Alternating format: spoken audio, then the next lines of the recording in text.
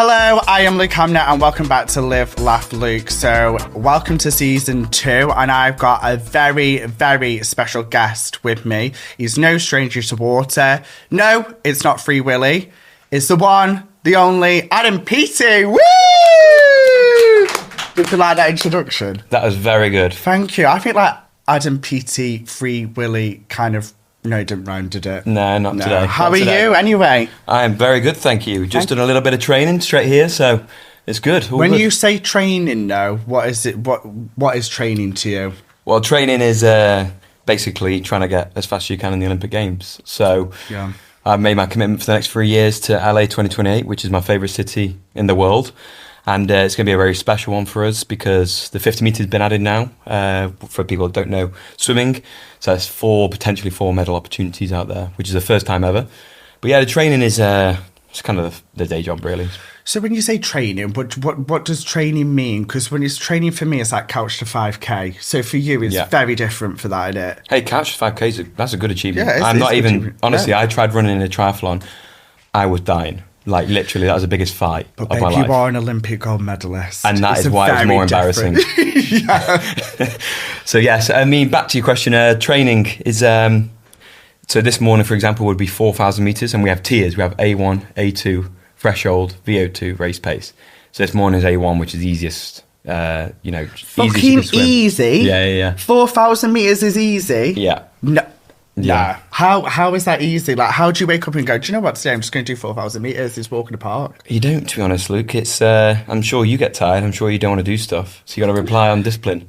You just got to crack on, haven't you? Fair enough. I get tired running my mouth. A bit different, innit? So I want to go straight into the lift section. So Adam Peaty, 3 Olympic gold medals, 8 world titles, 14 world records broken.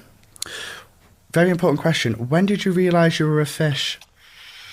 About 10 years old, mate. Okay. Free Willy came in. Yeah. And actually, I was just actually thinking then, is that all the medals? 16 Europeans, I think, should be in there somewhere. But yeah, I've been fortunate enough that, where I grew up and, the opportunities we had, swimming was a very stable opportunity for me. If it wasn't going to be swimming, it would have been probably the army, or something else like that. But I think you've got to have that programmed into you. Yeah. You've got to have some sort of discipline. You have, but the Olympics just excite me.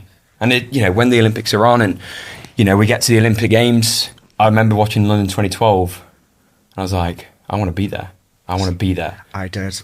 Yeah. Did you? For the very different reasons. Go on. To see the Spice Girls. Because they all came out on taxis and I was like, I need to be there right now. But obviously yours is very different. You want to represent your country. I would just be... Hey, you're representing the Spice Girls. Just as important, right? If not more. Have you ever met one? Yeah. Which one have you Victoria. met? Please tell me, is she nice? Yeah, very nice. Okay. Yeah, very nice. Good? Yeah. He doesn't know what to say. Oh, yeah, because obviously Thingy's best mates with Thingy. David. Yeah, Gordon's best mates Gordon with him. and David. Very nice people. And what's that song? Oh, give me a sample. Don't you know it's going Not that too one. fast? Not Okay, that one. if you want to be my lover, I can keep Yes, that one. I love that one. Okay. What's that one called? Wanna be Adam Peaty, the Yeah, biggest Wanna one, the biggest fucking song ever is Wanna Be. It's Wanna Be. When you obviously said about being younger, like, can you remember when it first started when you wanted to be a swimmer? Take me back. It's a hard one, because It's the 90s, Spice Girls number 1. Take me back to your swimming days. you're offended at that, aren't you? No, I'm not. I'm very... Do you know what it is? I'm living through you now. The fact that you met Victoria and she says she's really nice. I'm happy about it. Yeah. But I'm going to have your phone number after this. Get on your phone and take Victoria's number. So Or you can send me a video. You can send me a video. And you'll show it? Well, I'll send it to people who hopefully will show it. Don't do this to me. Might have to wait a few weeks or months. But Oh, okay. So yeah, take me back to you when you were younger. Okay, so for me, again, sport for me is everything. I love sport. I'm not one of those people who live and breathe football, for example. Yeah. I just love, and it sounds quite serious, but I love human performance. So I can completely respect, what you do is hard work. You know, people may see it as oh yeah, we're doing this and you're going at all this fun stuff, but actually there's a real job behind it. It's very hard to do. It's very hard. I woke up today. Yeah. Very hard. But I mean, look at all this you got prepared and yeah. all this. It's hard work. This. But for me, it's it's one of those channels where, for me, I can just put all my energy, my very busy brain, I can connect with something. If I work harder, most likely that's going to give me success. Did you, from a very young age, did your mum or dad ever say to you, you were destined to do something like this because your brain was that switched on? No. They supported it, but I had to find that really through swimming. Okay. And that was my opportunity. When I reached about 15, so I swam comparatively at 10, all the way to 10 to 15, 14. I wasn't really doing it that much, 2 hours a week, 3 hours a week, nothing. Then I got to 15 and I was like, oh, I'm actually getting quite good here. There's a talent, I can recognise that. But as a teenager, and especially as a young man, you're not secure in yourself, firstly, I don't believe. And I only became a man, really at 25 when I had a child. Yeah. And I look back now and I'm like, what was I actually thinking then? And I guess from 15 to 21, all the way up to my first Olympics, which was 21 years old, that was just hard work. That was a shift. 6 years, no parties really, not really enjoying it on the weekends because you're so battered, you're so tired. And then a few years after that, you go for your second Olympics, then you go for your third, and now we're on our fourth. But then it's like, how do you find enjoyment within that cycle? So, do you find enjoyment with swimming? Because obviously when you're 10 years old, I can remember when I was 10 years old swimming, it would be you're swimming in your dramas, picking up the brick from the bottom of the... Yeah. Can you remember that? Yeah. So were you the kind of person like, don't worry guys, like I'll pick up all your bricks because I'm not good? Is that how you were? A little bit, yeah. It's I can't even remember too much about learning to swim, to be honest. It was I used to mess around so much. Still I'm messing around, I just get paid for it now. Yeah. So get a few medals. Were you one of them people like, because they always say like you either have one or the other, academic or sports. Were you both or were you all sport? It just didn't bother me. Didn't bother me either. When I was going through GCSEs, I'm like, just not doesn't bother me.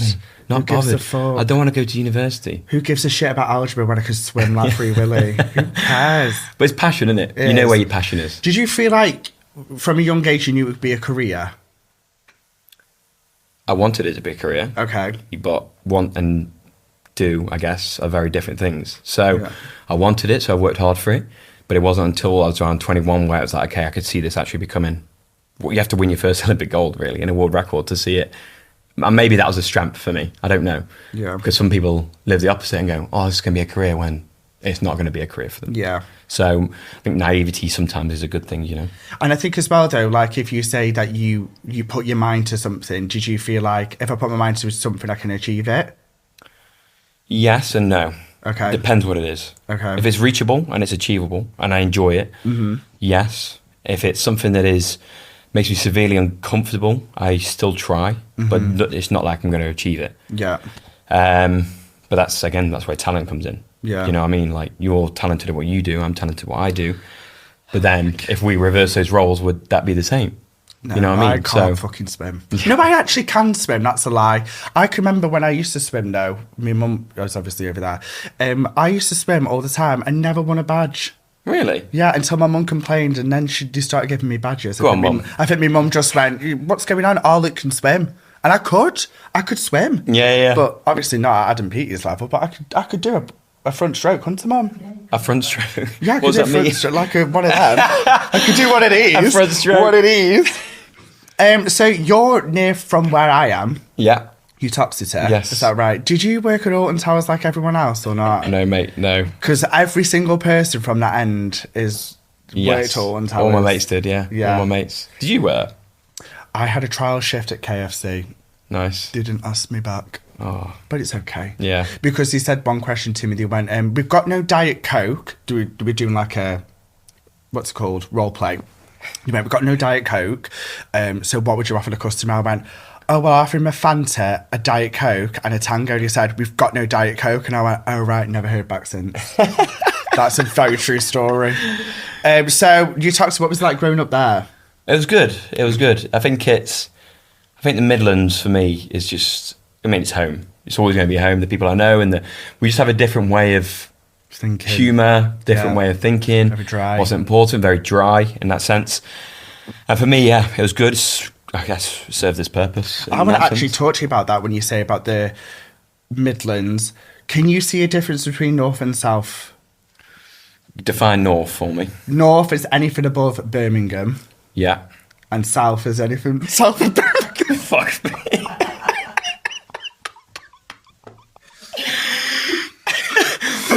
Can you see a difference with that? What I mean is, and I don't want to offend it because I know Holly is Southern. Yes. Can you see a difference between people and how they are? Oh, absolutely. Yeah. Absolutely. Yeah. Like, I think not so much North-South Birmingham. Obviously, Birmingham's in its own entity. Lovely people. Obviously, very different accent to, 40 minutes away. Yeah. But North Birmingham for me is, that's home in a sense. Yeah. South of Birmingham, people become very different. I think North or Midlands, whatever, we're very friendly, very open. Correct. Whereas I come here, in London, and I'm like, oh, you're right, mate. Nothing. No one gives a I fuck. hold a door open, and it's what annoys me, because I'm very manners-based. That's what I've been brought upon, like my values and stuff. I hold the door open, and he just walks straight in. I'm like, well, I'm not a doorman. I'm not getting paid for this. I just hold the door open for you. And it's like a simple thing like that. Anything to do with manners or as well. I was saying this to my mum the other day. My mum got hit with a bike on the tube. It's not even funny. She got hit with a bike and she ended up apologising to the person, and the person was like, "Oh, yeah, sorry, we're just cracking on," and just ignored her. Wow. How rude is that? It's very rude, Adam. That is very rude. But how important for you is like discipline, would you say? Because obviously you said about discipline, especially when you're about 15 years of age. I was on the park drinking cider. Yeah. You were not, I'm guessing. A few days a week. A few days a week. But No. how was it? I know what you mean. I think it's, I think people underestimate the power of discipline, because people wait until they're motivated to do something, right? Yeah. People wait till they're inspired. Yeah. That's too late, because there's 8 billion people in the world. If you want to be the best in the world at something, you've got to be 1 up or 10 up on everyone else. Mm-hmm. So discipline for me, I see as a foundation to do a job. Yeah. If you get motivation to do that as well, perfect. If you're inspired to do it and have passion, amazing. But discipline has to be the foundation. Because if we just give up when we're not motivated, then you're never going to be successful. You're never going to achieve greatness, of your version of greatness. So discipline for me is a crucial element. It's not like, even this morning, you get up at 6:30, 6 o'clock. It's not too late. It's not too early. But it's still like, I could do another hour here, another 2 hours. But it's like, no, because as soon as you start accepting that, then that bleeds into the rest of your life. Oh, it's okay just to do this and eat this. It's okay to do this. Then it just gets weaker and weaker. The mindset is the most important muscle, the brain, the most important muscle in our body to train. And if we just keep giving into those weakness or those temptations that, full family-sized dairy milk, do you know what I mean? Last night. Yeah. And again, that has to come with balance as well, because no one can do, an extremely hard job for, say, I've been doing this for 20 years now. It's a hard job. And I'm sure we'll get into the bad moments here, but that is discipline, but you have to have balance. You have to have fun now. Yeah. And enjoy life, the small wins. Have you ever considered doing a TED Talk? Why? Because you sound really, really articulate when you talk about discipline. Have you ever considered it? Has anyone ever approached you? No. I think you should. You should do some sort of... Maybe you can intro me. I'll big you up. We have got Free Willy on the stage. Everyone, it's Adam Peaty. The crowd will go wild. Fins would be clapping. The lot. So Adam Peaty, I don't know why I'm calling you by your full name, but I just want to talk to you about the Olympics. How do you get the call? Who rings you? Mr. Olympian, does you go, listen, you're good enough now, you're going to the Olympics. What happens? Mr. Olympian. Yeah. Zeus, I call him in the biz. So how you do it, you have Olympic trials, and that's different in every single country, and every country has a different selection, but for the UK only, or Team GB, we have our trials in April, so you have to be top 2. Oh, okay. But this is where it gets complicated, because you have to reach an A and B time. The B time sometimes is faster. I know, it doesn't make fucking sense to me either. Okay. But you want to be number 1 in those trials. If you've reached the time, you're in. Mm-hmm. If you don't reach the time, then you're on a selection basis of whatever those selection bases are at the time. But that's when you go, yeah, I've made the Olympic Games, and you wait for the letter from Team GB. I remember my first one, that was very, very incredible. And then that just starts from there, really. But you've got to treat the Olympic selection as, you've got to rest for that because we're, training, and then you've got to bounce on from that the next few months into the Olympic Games, which are the most important one. So it's that's really how it's selected. It's just a few months before. Do you have a coach that coaches you to that? Yeah. And do you have like one coach, or do you have like 2, 3? Do you have a team? Do you have an army? So I have a main coach. Okay. So my main coach was Mel Marshall for 15 years of my career, from literally 15 years old. She has just left to go to Australia to coach out there. It's a better opportunity for her, better growth for her, better growth for me as well, in the sense of working with a new coach now, Jamie Main, up in Repton. And then I'll have my own strength and conditioning, have my own physio, have my own, nutritionist, whatever it's going to be. Some people have it from the Aquatics GB, which is the governing body. Yeah. But for me, I like everything in-house, and just I have accountability then. If there's a wrong action or a wrong problem, that's on me. Okay. So if I don't get the results, that's on me. Mm-hmm. Which is I like to be in that place. How often do you train a week?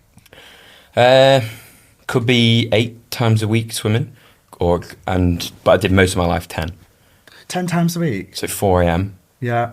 till 6, Yeah. go to school, then it'll be 5 till 7, Yeah. then it'll be running up hills after that, or before it. So yeah, it's a gruesome job. And I remember on a Sunday we used to train twice, and then we'd have to do 3,000 reps after the morning session of 100 burpees, 100 press-ups, 100 pull-ups, 100 sit-ups, just circulating. Do you ever wake up and go, can't be fucked today? Bad enough. A lot of days. But then you have to train your mind to go, no, this is the reason why I'm doing it. Of course, yeah. So 2016 was your first Olympics. Yeah. Did you think you were going to win gold?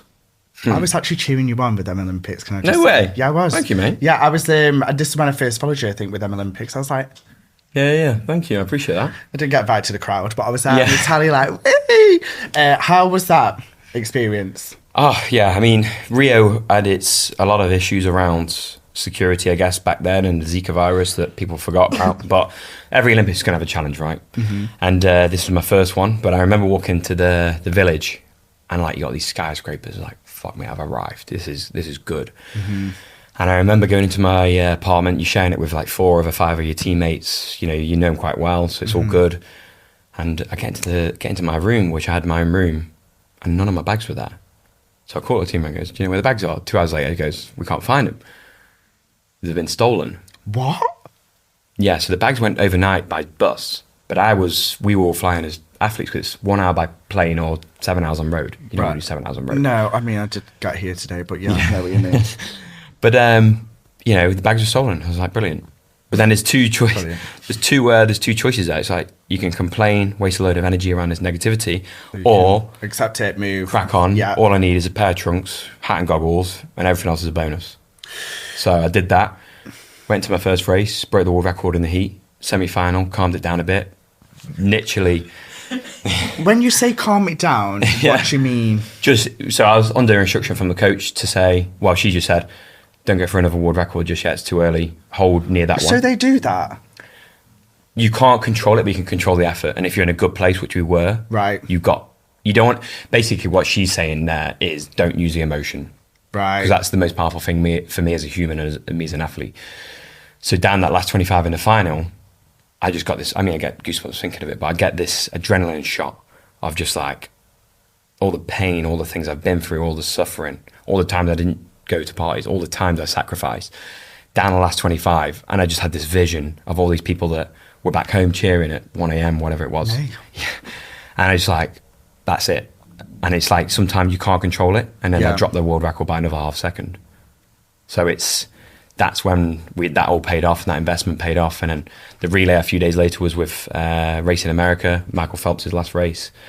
That was a privilege. And we got silver in that to America, which, to be fair, that was a big punch for us. We shouldn't have got a silver there. No way. Should have got gold. I know. But who am I to judge? Yeah. Yeah. Hey, if we had you on the back straight, maybe. Yeah, 100%. Maybe. But I was also thinking, if you do need someone to tag in, I can do a bit of this. I can get a badge out that I won when I was younger. Also, I just want to ask you this, because you go in and out a lot when I'm doing this movement, when you're going up and in, like out the water. How do you know where you are in the race to know, shit, I need to step up a gear, or I can chill? You don't. Well, obviously you don't chill, but Yeah, how do you know where you are? You don't really.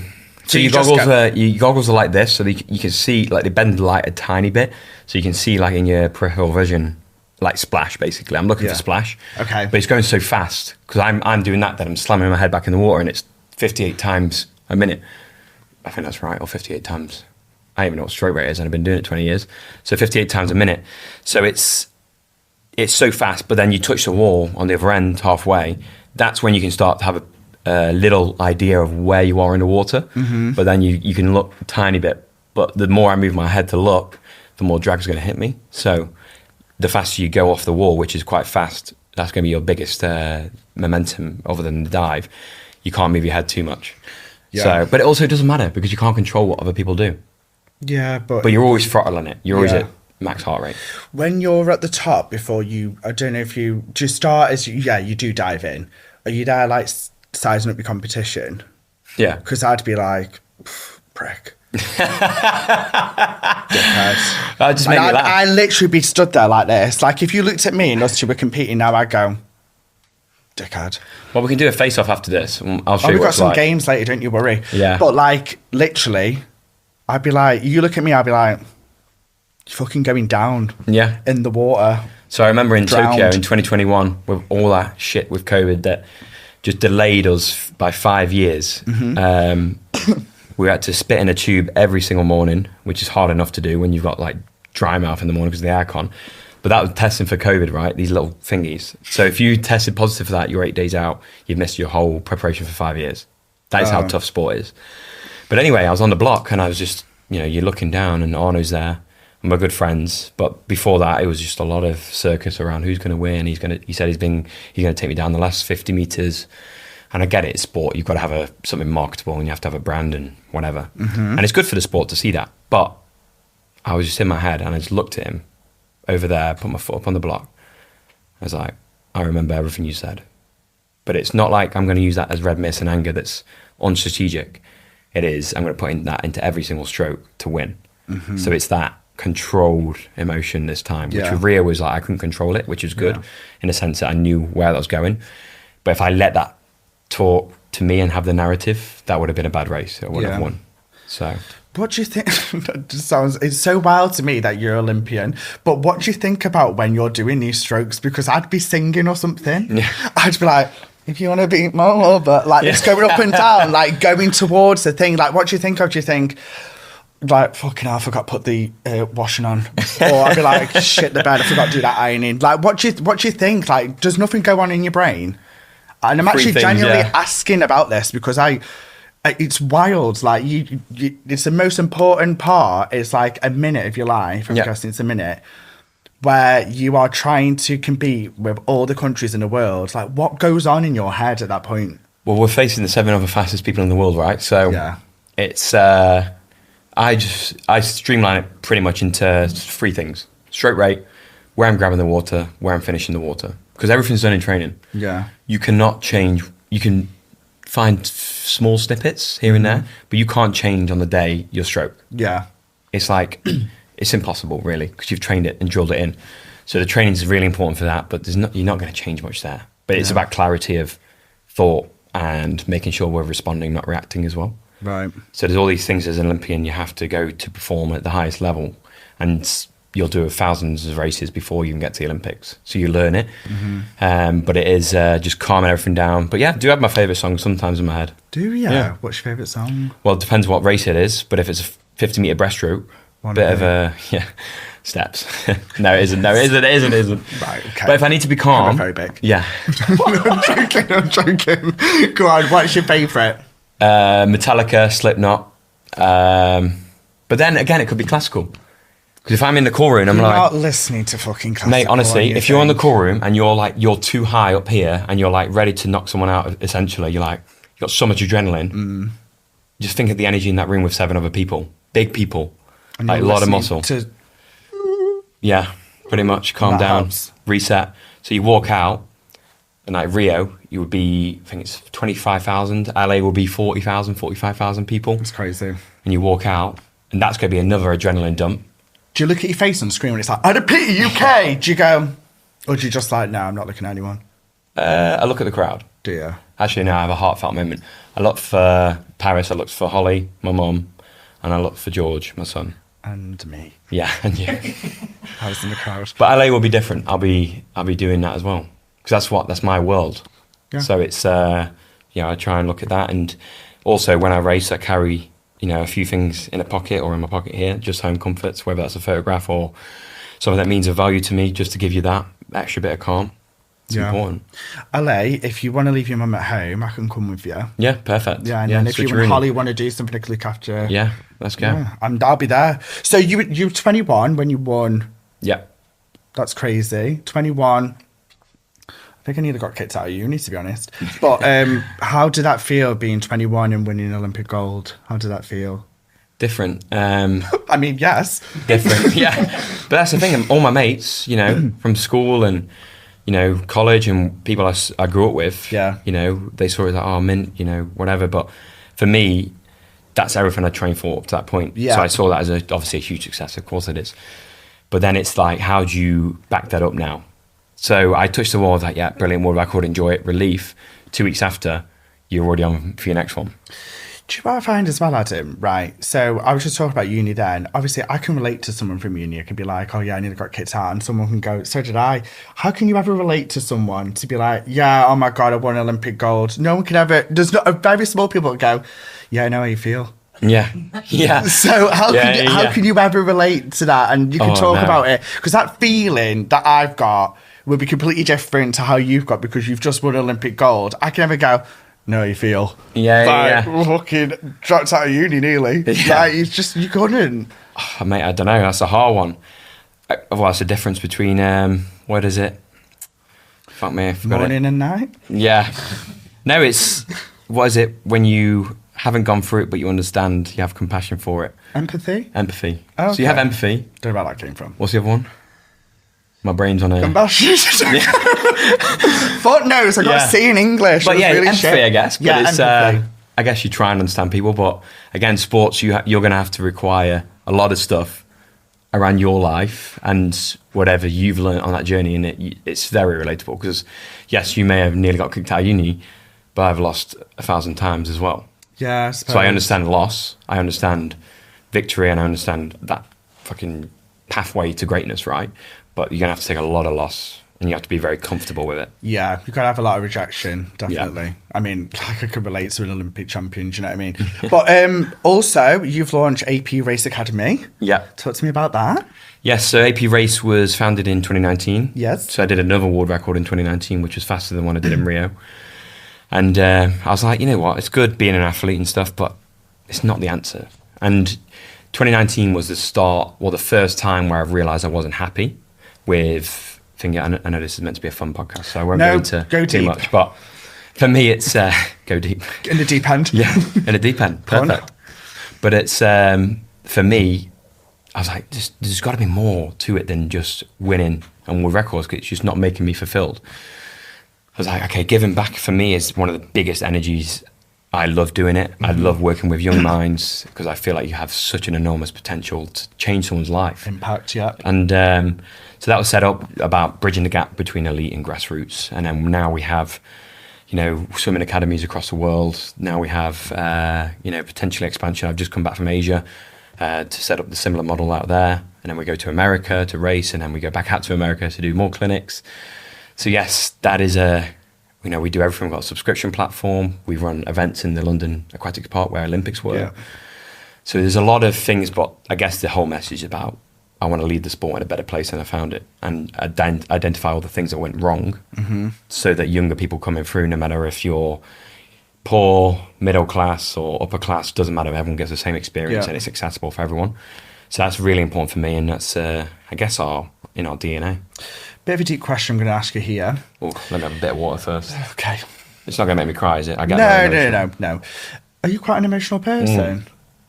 See, I'm the opposite. Mate, I am like, since I had George, well, I didn't give birth to him, but yeah, right. We had George, just another valve just open. And I'm sure your mum can understand, you can't explain the love, it's ridiculous. can't relate, Yeah. unfortunately, to that. Like, I can't relate to being an Olympian. But I did want to ask you a question, and this is quite deep. I do apologise. You were talking then about, like, you winning something, what's next? Yeah. Stand-up Academy, what's next? Do you sorry, I need to... One sec. Do you think you'll ever feel complete? One sec, let me do it again.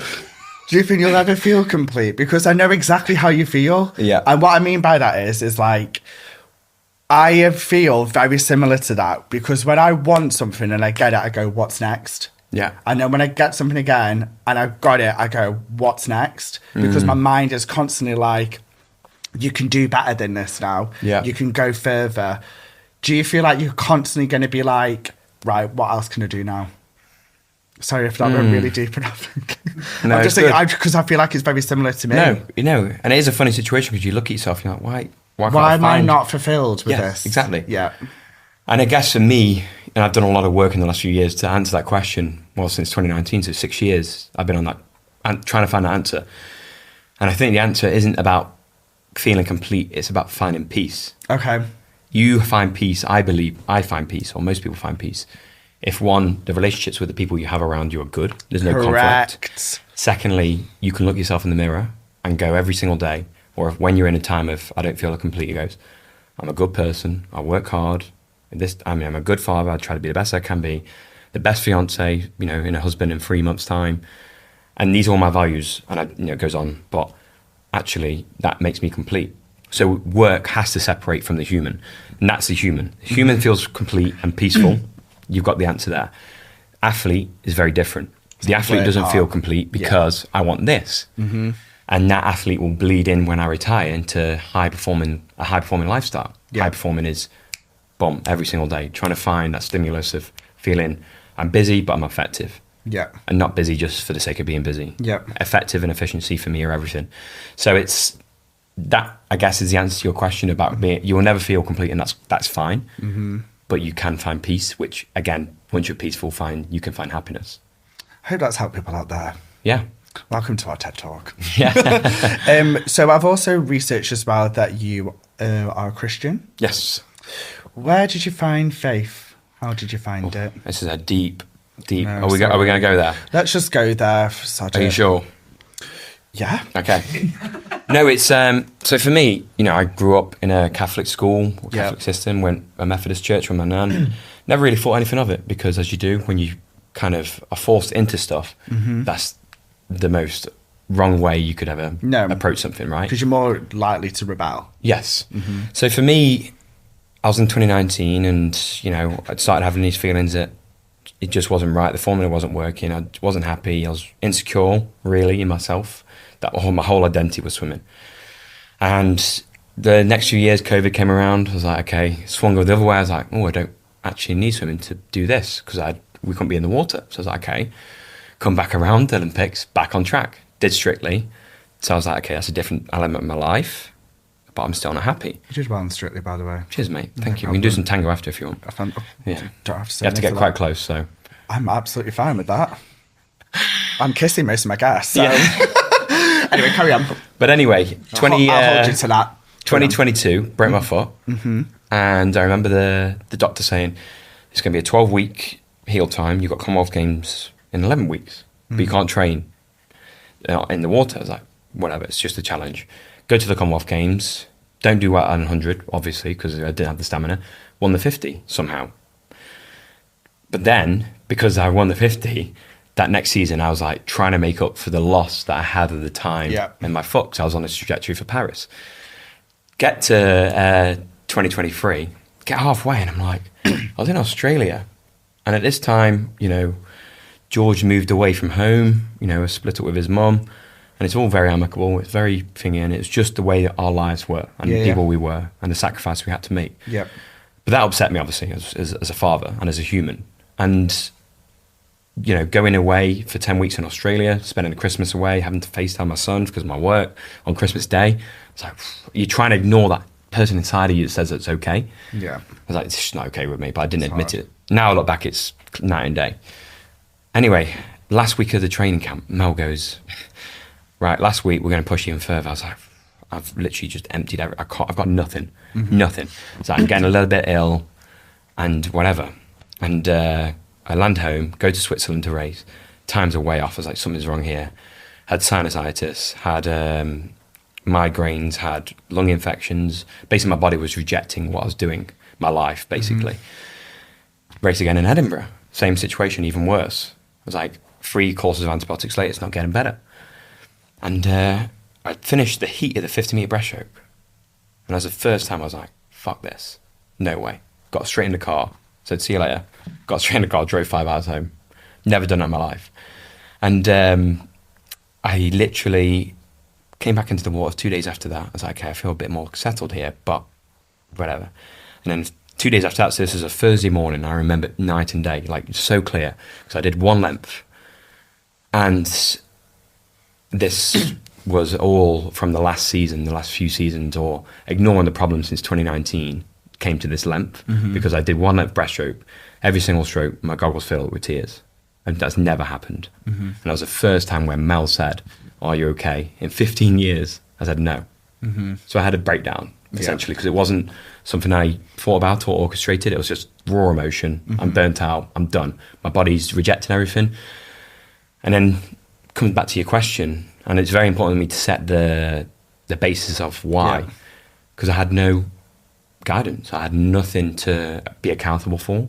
I could do what I wanted, whatever, and you got resources, you got a good job and whatever, but it's not the answer. So I reached out to a pastor who worked a lot in swimming and sport and Olympics. He guided me, he said, oh, how about you go here? We'll meet here at this church. And I went into the church, and the first service, no one knew we were coming. Sat at the back, me and Pastor Ashley, who's now marrying us in December, which is amazing. Love that. And it was about the Olympic Games and finding happiness. And I was like, if that isn't a sign, I don't know what is. And for me, I was just like, I found this piece of, for the first time in my life, where I was like in control of stuff, but also I had something to follow in a sense of my values and how I want to live my life, but also how I show affection, how I show love for my world, which is my family. Your world, I'm sure, is people in this room and your mum, most importantly as well. So it's like, if you can start to change your world, you can start to change their world through laughter, through fun, through all the other amazing things you do. I can start to change it through sport, but also working with younger people. How can they start to tune into this stuff? But I'm not an extreme Christian in the sense that I don't believe extreme anything is good. Extreme vegans, for example. No one wants to hear that. So I don't put it onto people. With this here. But for me, it's that balance of respect, and it's something I do every day. I pray every day about just finding happiness, but also asking for challenge, and also asking where do you want me, and challenging that into stuff like today. There's a reason I'm here today, I believe. It's because of me. But thanks for sharing that. That's really insightful, and it's also good as well to share about your mental health, because I think with men it's very difficult. I think we are programmed to just be like, everything's okay. Get on with it. Yeah, it's fine. And like you were just saying then about how you got asked and you just suddenly broke down and you just went, I'm literally not okay. I'm burnt out. How do you program and going forward with your mental health now? Is there any steps that you do to make you feel or get better or stop the triggers from happening? Yeah, I think I've got a pretty good system now, and I think it relies on Holly, the person I spend the most significant time with. I live with her, for example. But it's, and this is again something I found through Christianity, but also working with incredible people. Yeah. That I don't base a result now off a medal. Yeah. If I enjoy the journey, it does not matter what the scoreboard says. So in Paris, I got there a few days before to race, and we were in holding camp in Vichy, not Vichy, Reims, where all the champagne's made, funnily enough. And we had a very good holding camp, 10 days before. And I was in good form. I felt good in the water. A few days before, I was like, okay, something's gone extremely wrong here. I just feel a bit out of it. I just thought it was the normal nerves and whatever. And I raced, and I was like, okay, that time's way off. And go for the semi-finals. It's a little bit better, but nowhere near my mark. 2 seconds behind my world records. Does not happen. And the final came, Woke up the next day, the pain in my lower back, the pain like up here, like migraines, dizziness, lungs, couldn't really breathe, and I had COVID. And now there's 2 options there where you can pull out and just say it's COVID, or I can set an example that even when you're fucking down in the trenches, you're hurting, you're going to compete anyway. You compete anyway. Yeah. Because actually, on that journey, I said to myself, it does not matter about the scoreboard. It matters about the effort, but also the journey. So for me, that was a testament that we could still get a silver medal as a team, and have COVID. I couldn't breathe more than 10 meters underwater. Normally, you can do 40, 50. Yeah. You know what I mean? So you're severely restricted. But yeah, it's. I guess for me, that is the answer. Setting an example. Setting an example. Love it. So you're an OBE. Yes. You're an author. Yeah. Got the gladiator mindset. You're a dad, and you came 9th place on Strictly. Yeah. You've got it all. Was it 9th? I thought it was 8th. Maybe that's what I tell myself. Yeah, it's definitely 9th. Brilliant. That's great, isn't it? How would you Classic. find that? You just ruined my day there, mate. No, I'm Brilliant. so sorry. I'm so sorry. So talk to me how important it is for you to be a dad. It's the most important job in the world for me. Okay. And as a father to have, hopefully future children and stuff, does not matter about anything else. That is my number one job. Yes, I don't get to spend as much time with them as possible, as much because of my job, but we have a very fair balance, a very good balance. And for me, that is the most important one. And then we have, husband, they kind of share the same space. Yeah. Sorry, Hole, but they do share the same space. And she gets it. But it's then after that is athlete, then it is business owner, then it is 8th, 9th on Strictly. So, sorry to remind you about that. But I think for me, and that is what we feel as humans. And again, I don't want to get too deep, but I'm a very emotional person, and I'm a thinker. But just that energy and that love and that light inside of me comes out most when I'm with him. Yeah. So I love that. I'm sure parents in this room, and such as your mum here, that you will experience that. And it's hard to get that balance of. But my mum just went. Yeah. Yeah. Yeah. I want you to be around me 24/7 because I feel like you're just giving me all the mate, guidance. You can pick up the phone anytime. I haven't got your fucking number, so that'll help, won't it? Yeah. So, Adam, I'm going into a very important section right now. We've talked about mental health. It's called Touch My Balls. You haven't watched the podcast, but it's okay. So, Touch My Balls Snippets. Touch My Balls is confessions from me, you, the audience, and we've got to react to it. Okay, let's go. Okay, right. I'm just going to shake my balls up. God, that sounded healthy, didn't it? Yeah. Sec. Need some lube on that as well. Oh. The door and them. Lube's dropped at 12 p.m. Yeah. Oh, look at that. Look what we've got. Oh, it's nothing. It means it's your one, Adam. It's your confession. Okay. Give me a confession. I hope it's juicy, to be honest. My confession is that, on average, I probably pee in the pool 5 times an hour. An hour? Easily. Hold on, don't judge. Don't judge anyone. Listen, you clearly not listened to the pod. I've shit me pants and stuff, so don't you worry. No, seriously, not in a pool. Well, I didn't want to mention that one for myself, but right, okay. Yeah. So don't worry. There's no judgment here. We've had all sorts on here. So you pee in the pool. I've had to pee up a tree once. Pee up a tree? I have to pee up a tree. I was in Dartmoor. What the hell? Did you shit up a tree? It was at 2 do you a.m. mean you were up a tree and you shat down? No, I didn't climb the tree to poo. No. What? Why would anyone do that? You said shat up a tree. Yeah, but like, hold on a minute. Let me give you context. It was diarrhea. You shat in a tree. Yeah, but it went up because of the diarrhea. I think this is your confession. Well, I'm very transparent. I do not care. Babe, but same. It's the one that most people can relate, and probably one I should have said is that I do pee in the pool multiple times. Can you clear up a little? What is it? Wives' tale? Does it have a yellow ring around you if you pee? Because I've never peed in a pool because I'm a Christian and a lady. If you're very dehydrated, yes. Right. So you do the waft. You do that.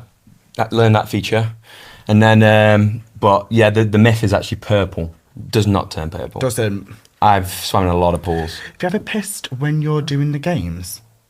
What do you mean, like So racing? like when you're in the Olympics, you're like, fuck me, I need a wee, and you're weeing. Probably, yeah. Right. You can't really control it at that point. Can't. So whatever comes out, comes out. Just hope it's not poo. Yeah, let's not. So, now we're going to go on to the laugh section because we all need a laugh. Adam Peaty, let's play a game of Can You Beaty the Peaty? Do you like that? Yeah. Okay. So, little mini Olympics. Yeah, let's go. So, Adam, you've already heard this before. We're going to drink so you can down the water the fastest. Let's do it. You are a fish, so you've got an advantage. I feel like I need a pee after this, to be fair. That's a lot of water, guys.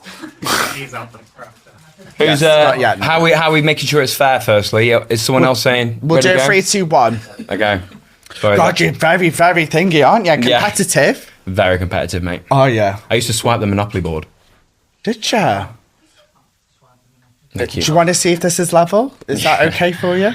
Right, so we're having a game of who can down the drink the fastest. Are you quite a good downer?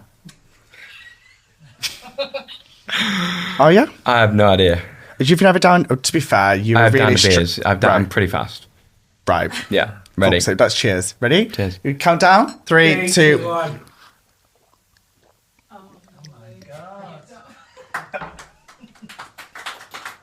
Mate, that was embarrassing. But do you know why that is? I don't down beer, I down vodka. What? Yeah. That would be vodka. Yeah. What is your favourite drink? Vodka, Diet Coke, no ice. Ooh. Were you thinking about your wedding when I'm there? Yeah. Yeah, I thought so. Yeah. Mine's a margarita. Is On the there rocks. salt? Avoid the salt. You don't like salt on the rim? No, Holly likes this. Sorry. Carry on. Sorry, Adam. His brain is like mine. I know, I'm so literally. glad I've got someone else in the room because I want to say all these things, but you're saying it for me. So Say it! Sorry, I'm talking about Yeah. shouting. Say it!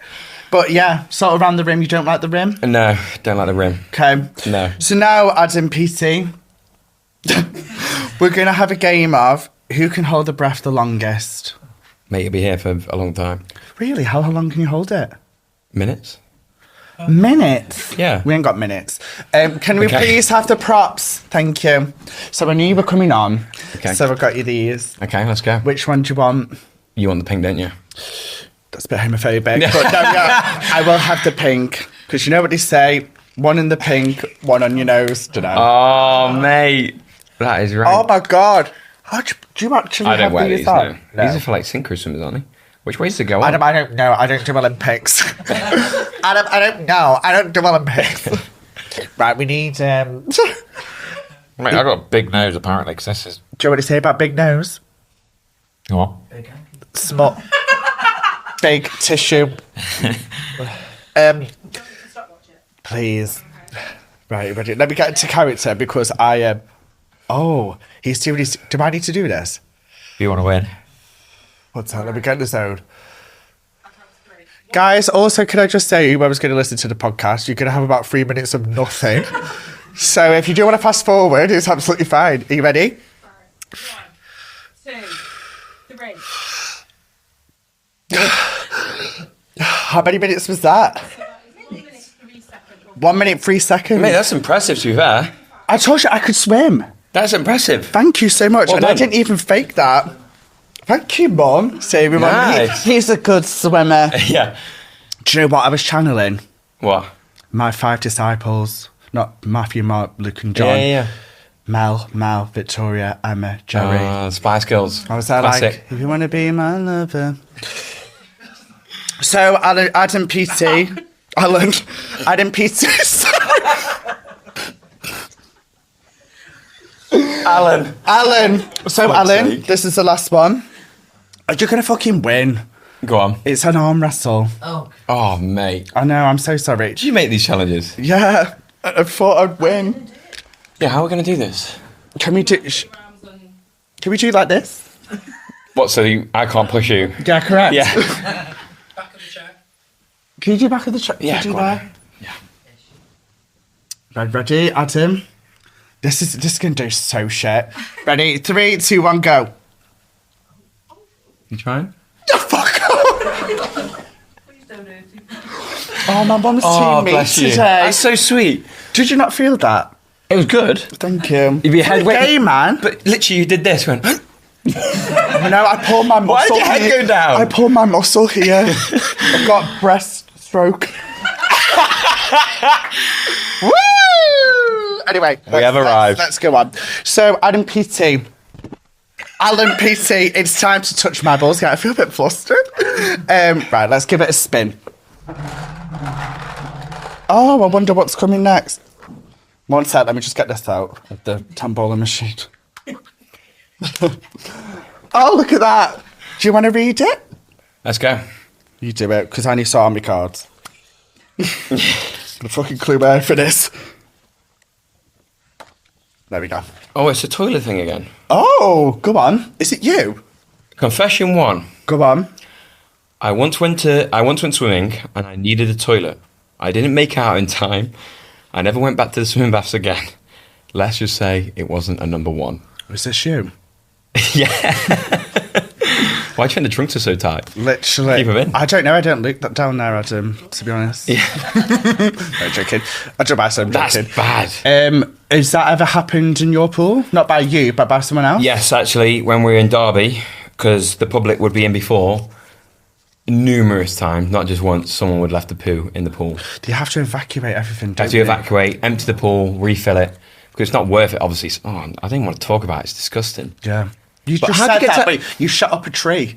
Yeah, but it was 2 a.m. Right. There was no one around, Yeah. and It I wasn't had a no pool. other option. Was no pool. But I was on a 26-mile hike in 2 a.m. But anyway, There's always something if you went there. How do you poo like in the pool? Like, surely there's a bit in your I brain. don't know go, why "Ooh, you're I'm-" asking me. This is not my confession.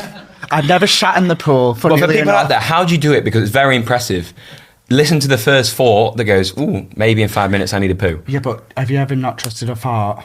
That is true. Because I did that. That is true. I've talked about it previously on a podcast, but you haven't listened to it. It's absolutely fine.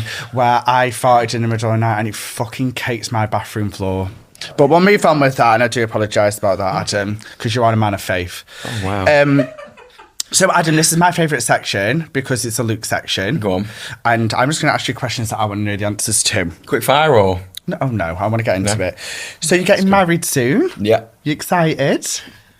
Yeah, obviously. It wasn't a trick question. I'm just asking you, excited? Yeah, very, mate. Very, very excited. Where's it going to be? Bath. Oh, I thought it was. I don't know why I thought abroad. Bath. Yeah. Okay. Near Christmas. And Love that. it's going to be, just a very beautiful few days. It's going to be, that's it, really. So you're having like an event? Pretty much, yeah. Yeah, you 'Cause I need don't to. want one day 'cause it's just not enough. I want an event. It's quite a big wedding, so it's got a lot of people I want to say hello to and appreciate the moment. But the one thing I am always say this: no phones. Got to be in the moment. Got to be in the moment. Well done, Adam. Got to be in the moment and enjoy the day and just take time with each other. That's one advice I've been given by people who get married: is that spend it with each other. Are you having a no phone policy in your wedding? Pretty much. I think you should definitely fair play to you as Yeah. well. Are you having like photographers there? Yes. Yeah. So it'll all be captured by them anyway, which is where it should be. Exactly, because you want to be in the moment. Yeah. How did you meet Holly? I was going to say grinder. Then my head just goes like to this place. It was quite. Yeah. Go on. No, it's so funny story. I danced with Tilly on Strictly Come Dancing, Yes. so I knew, I met her mum loads of times, met most of the family by then each week. Tilly was the actual one that danced off me out of the competition. So yeah, no bad blood there, Tills. And but then I remember an article because I was liking her photos, Holly's photos. An article, how the sun is. They just go, oh, they're liking this, and whatever. But me being a man of traditional thingy, and I was like, I'm very sorry that I wrote this article while we're out. And she goes, well, I wouldn't mind it if you did go out, take me out for a day. I was like, perfect, here we go. Love and, that. Yeah. And then I went away and for quite a long time, came back, and I wasn't in the right place to date. And I said to myself, I wasn't going to do it. I was just going to focus on work. And she goes, how about that date? I was like, okay. And I So said, she was up for it then. oh yeah. And go on, Hole. And You're an Olympic swimmer. but I didn't want to go to Absolutely. dinner. I didn't want to go to dinner and just go, because I don't think you can get to know someone over an hour or 2 hour dinner and you're not moving and whatever. And I just get really not busy and whatever. So Have you got ADHD? Yes, Yeah, severe. I can tell. Yeah. Yeah, carry on. But yeah, and so I said, how about a walk? So we walked Bradgate Park in I think it was May or June. Did you frolic? Yeah, May, end of May. Walking through the fields and Yeah, and frolic. we had 2 hours together, And then we just chilled after that, went for a coffee, and then she moved in 2 weeks later, pretty much. It's like a gay thing. You sure you weren't Grindr? Yeah. That's what gay relationships Yeah. are like. Yeah, but that's the thing, we just knew each other so well. Yeah. Were you nervous about meeting Gordon? Yes and no. I don't really get the... Yeah, I think fame's a very funny one, isn't it? Because they're still human, and you have a perception. Yeah, just to give you... I don't know how you're going to take this information I'm going to give you. I quite fancy him a bit. Okay. Do you know how you're going to take that? We'll get that on video as well. We'll send it in. Yeah. I Perfect. do fancy him a little bit. And maybe it's the strictness of it. Mate, Him. he's not on Grindr, so it's all good, but... Yeah. Sure. No joking. So were you nervous meeting him? Yes, but only from the aspect that I really cared about Holly. So I Yeah. really cared what he thought of me. Yeah. Just like her family. So, but I was very traditional. I asked Gordon and Tana for their permission to marry. Did he go? Holly. Fuck yeah. Yeah. What did he do? No, it was very emotional. It was like 20 minutes. We're in Cornwall. And I said, can we have half an hour? And just, I was free, and I cried. They cried. Had a few hugs. And here we are. Adam, you're 3 so months out. lovely. Why can't you marry me? How did you propose, actually? How did I prepare? Oh, mate, this is a funny story. So every other time I went out, we were in Greece. I didn't carry a backpack right. So one night at dinner, I was like, I've been to this restaurant before. It's really nice. It's really, you have this like quiet area. Yeah. And I went to, and there was 2 restaurants that sounded the same, looked the same. It was one in Greek. I was like, oh, it must be the right one. I booked the wrong one. So we turn up, and it couldn't be busier. And I'm not one of those people to get engaged and everyone claps and whatever. Fucking hate it. Hate Sorry. that. No, Yeah. no offence to anyone that does it. I just want it to be private. Same. Yeah. Yeah. And but this wrong restaurant. I was like, okay, got to do it after. Oh, there's a lovely castle over there. Like, I'm going to see what's around the wall. Mate, honestly, finished dinner, carried his backpack that she knows probably has a ring in there. That I said it was just my camera. Bearing in mind, I've never had this on me the whole trip. And went round. I shit you not. 2 abandoned cars, 3 dead cats, 4 chickens just roaming around. I was like, fuck me, I can't do it here. No. I cannot do it here. Absolutely not. So then we went, I goes, okay, Adam, think. And walked into the street. It's like, it must be getting a bit quiet now. It's 10 p.m. Of course, the Mediterranean goes the opposite. They all come out at 10 p.m. You've had no luck there, have Yeah. So I was like, should we get an ice cream? Just wait for it to die down. you? You should put it in the ice cream so she licked I it. should have done that. Should have done You that. should have rang me. And I But then would've if you told swallowed you it, you got to wait for it to, yeah. shit it up the tree like you did. So how did you do it then? So we went back to the hotel, and we had this lovely villa. It had a pool. I goes, babe, I'll just see you outside. She wanted to get out of her heels and just get dressed and be comfy.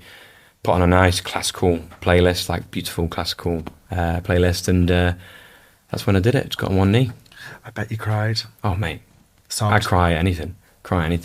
So yeah, it's. I guarantee on the wedding day, I'll be crying all day. Do you All know, day. do you know the wedding, right? Which obviously I've not been invited to yet, but I know there's still time, and you haven't got a best man clearly. Yeah. But are you nervous about the food? Because obviously, with Gordon, Yeah. you're thinking to yourself, "Fucking hell, this chicken best be nice," Yeah. or else he's going to call you an idiot sandwich. Yeah. Well, we. I think he's played a part in the food, to be honest. Oh, is he? Yeah, it's. Is he doing it? Helped us on the dishes and see what goes with what and I mean, wine you might as pairings and well. whatnot. Exactly. I mean, you'd be offended if he was like, "I'm just going to take someone for swimming lessons." You'd be Yeah. like, "You fucking what? Yeah. Me, Adam Peaty, Olympic swimmer, and you're not asking me to help you with swimming?" But yeah, I see what you're saying. Yeah, but we kept it fairly simple. Yeah. So I didn't want something too fancy, and I just wanted to be like, yeah, it's a great bit of food, and you just don't want something too fancy. So I think some of the late night food is like a Pizza. like literally a bacon sandwich and a That's the best thing, though. pork Isn't and it? apple bap, whatever it is. So Yeah, that's very fancy. keep it though. simple, mate. Keep Yeah. it simple. So are you a chef? No, mate. Is Couldn't Holly be a further cook? from it. Couldn't be further from it. What about Holly's Holly? unbelievable. I've got a question for you. Go on. Who's the better chef, Gordon or Holly? Now, be prepared because you are getting married in 3 months. Well, you'd hope. I mean, you'd hope Gordon, Yeah. definitely. But Holly is very talented, but she doesn't want to recognise the talent. Okay. So, I think she could do very well as a chef, very, very well. And she just cooks all my meals, and that's made me very, very lazy. Very lazy. I don't cook a single thing. Even my beans on toast now. That was my staple. She's took over. I don't Done. do anything in my house, to be fair. Yeah, but then I do a lot of other things like take the bins out. So I don't you do know that what I mean? either. No, I do. I do stuff in the. I don't know why I'm fucking lying. I don't do anything. No, but what do I do? I don't actually know what I do. I am just there. You're perfect. Yeah. I crack the jokes. You're the energy mate. And I pay for stuff. Nice. That's what See? you need, isn't Hey, it? that's good. Adam Peaty, Alan Peaty. We're coming to the end. Final time. I touch my ball. Should we give it a spin? Yeah, let's go. Should we do it together? Oh wow. okay. Look at that. Oh. What a moment. I mean, don't tell Holly. Yeah. Or tell her, I don't care. Let me pop it. You got a lot of Oh, sorry, my bad. you got a lot of thoughts to just go on. Have you got ADHD or I something? think I have. Yeah. Definitely. My manager's just like, yes, you have. Yeah. No, I generally have. And I think the most creative people do. Yes. And you're creative-ish. Yeah. Would you say? I won't say breaststroke's creative, but Yeah. yeah. You are. You're an Olympic champion, babe. Do you know what I mean? You be what you want. Right, confession. This is a long gun. Fuck me. I'm a keen swimmer, and there's a really attractive lifeguard who goes to my swimming baths. Every time she's on duty, I seem to get a tingle. Oh dear. Oh dear. Why are you clutching things? I'm thinking right. I'm already thinking about the solution here. Yeah. I'm too embarrassed to get out, and I end up staying in the pool longer than I should, and I feel like a right weirdo. Any advice, people at Live Laugh Luke? I want all the help in capital. Have you ever got a boner in the pool? Oh dear me, definitely not. No. All the blood goes somewhere else. So it's. Brilliant. I think. I don't know. I'm gonna have to read it again. I got distracted at the tingle. So did I, to be fair. I got a tingle. Any advice? As if. Wear tighter trunks. Yeah, but you see it, wouldn't you? You see a big fucking... Well, it depends It how depends big how it big it is. is, Big yeah. or hard on. So, have you ever seen like a lifeguard or a life girl? Don't know. Pamela, and you're like, whoa, and suddenly, you ever read that? That has never happened to me. You've never had a boner at the pool, No. but you piss 5 times a day in it. No. It's. I have no idea what to do here. Just wear tighter trunks. My advice to you is go to a different pool, especially if you want to be Olympian. Exactly. You've got to do what you got to do. Or work harder. Which way? Too many things. I can't escape this question. Yeah, I know. I apologise. Let's be serious. Go to a different pool because you could be like this. The end. Adam Peaty, thank you so much for being here you. today. I hope you had fun. A lot of fun. Thank you. Good reflection as well. Right? Yeah. Okay. Yeah. Fantastic. Thank you so much for tuning in to Live Laugh Luke. Make sure you click. I don't know what the fuck I'm saying.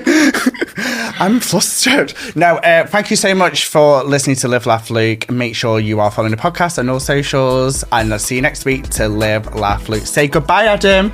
Goodbye, everyone. Thank you. Bye.